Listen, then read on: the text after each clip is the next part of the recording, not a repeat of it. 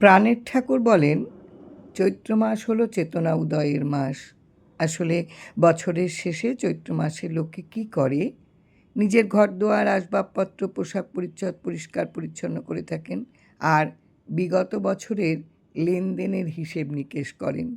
আয় ব্যয়ের, লাভ লোকসানের বিষয় খতিয়ে দেখে সচেতন হন। এই হলো জাগতিক সাংসারিক হিসাব নিকাশ।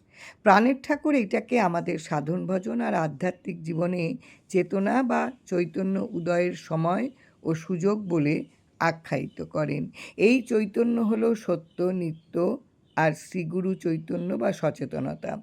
চৈত্র মাস হলো বিগত সময়ে কে কিভাবে কতটুকু সচেতনতা অর্জন করেছি, সত্যের সাধনায় সফল বা ব্যর্থ হয়েছি, তার মূল্যায়ন করার সময় ও সুযোগ হয়। সময় চলে যায়, জীবন বয়ে যায়, মরণ ঘনিয়ে আসে।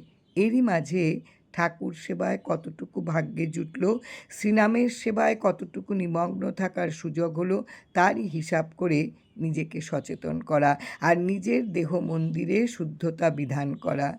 যদি ভাগ্যবশত হিসাবে আধ্যাত্মিক ব্যয়ের চেয়ে অর্জন অধিক হয়, দেহ মন পরম পবিত্র থাকে, তাতেই মঙ্গল, তাতেই সমৃদ্ধি আর শান্তি। জয় রাম, জয় রাম। সুধাংশু বিমল দাশের লেখা থেকে আজকের নিবেদন।